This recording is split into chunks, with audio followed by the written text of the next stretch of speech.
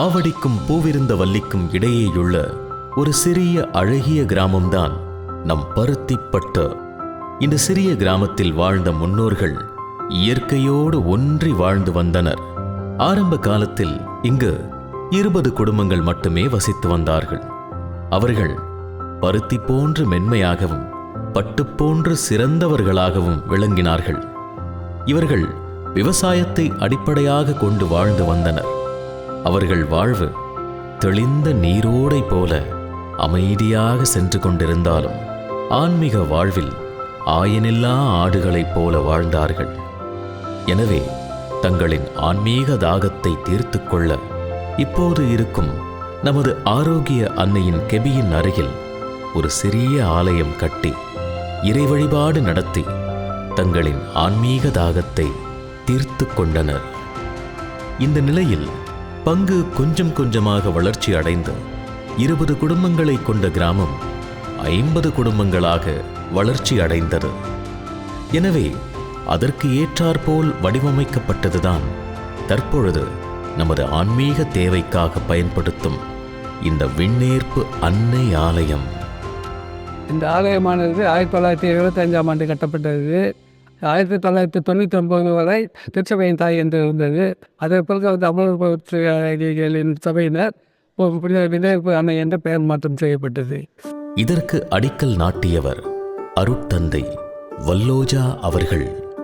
அவர் இம்மக்கள் மீதும் குறிப்பாக சிறு பிள்ளைகள் மீதும் காட்டிய அன்பு இன்றளவும் மறக்க முடியாத ஒன்று. காரணம், அவர் இங்கு வரும்பொழுதெல்லாம் தம் அங்கியின் பாக்கெட்டிலிருந்து பிள்ளைகளுக்கு எடுத்துக் கொடுக்கும் இனிப்பு.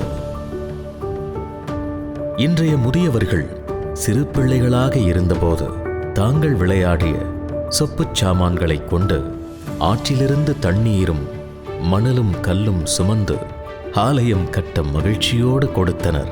அது மட்டுமல்ல, பலரின் பொருள் உதவியாலும் நம் ஆலயம் கட்டி முடிக்கப்பட்டது.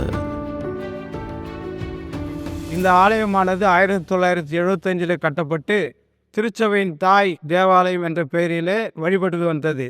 வெள்ளி விழாவை காணும் நேரத்திலே ஒரு புனிதரின் பெயரில் இந்த பங்கு செயல்பட வேண்டும் என்ற காரணத்துக்காக ஒரு புனிதரின் பெயர்தான் இந்த பங்கிற்கு இருக்க வேண்டும் என்று முடிவெடுக்கப்பட்டு அதன் வழியாக வெள்ளி விழா நேரத்திலே ஆகஸ்ட் 15 இந்த ஆலயம் அன்றைய பேராயர் அருளப்ப ஆண்டகை அவர்களால் அர்ச்சிக்கப்பட்டது.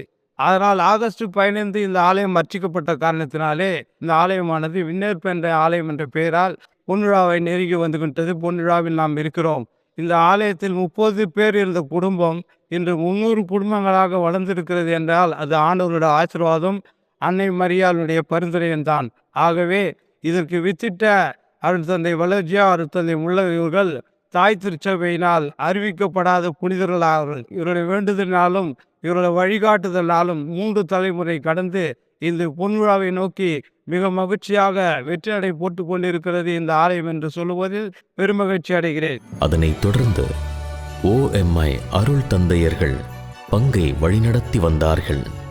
மேலும் 2009ஆம் ஆண்டு முதல் 2025ஆம் ஆண்டு மே மாதம் வரை அருட்தந்தை சேகர் ஞான பிரகாசம், அருட்தந்தை அந்தோணிராஜ், அருட்தந்தை ஐ அமல்ராஜ், அருட்தந்தை பிரேம், அருட்தந்தை ஆரோக்கியம், அருட்தந்தை நம்பிக்கைநாதன், அருட்தந்தை அருளப்பா, அருட்தந்தை ஜோ ஆண்ட்ரூ மற்றும் அருட்தந்தை ரீகன் மனுவேல் ராஜ் அவர்கள் அனைவரும் மக்களை ஆன்மீக பாதையில் வழிநடத்தி வந்தார்கள்.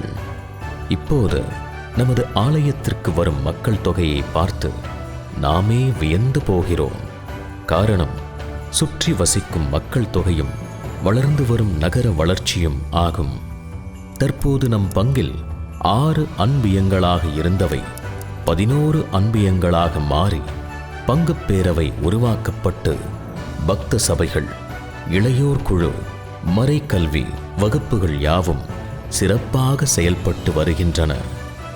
உயிர்ப்பு பெருவிழா, கிறிஸ்து பிறப்பு விழா, திருப்பலி, புதுவருட பிறப்பு விழா மற்றும் திருவிழா போன்ற சிறப்பு நாட்களில் ஆலயத்திற்கு வரும் திரளான மக்கள் கூட்டத்தினால் எங்களுக்கு இப்போது ஒரு பெரிய ஆலயத்திற்கான தேவை மிக அவசியமாகியுள்ளது.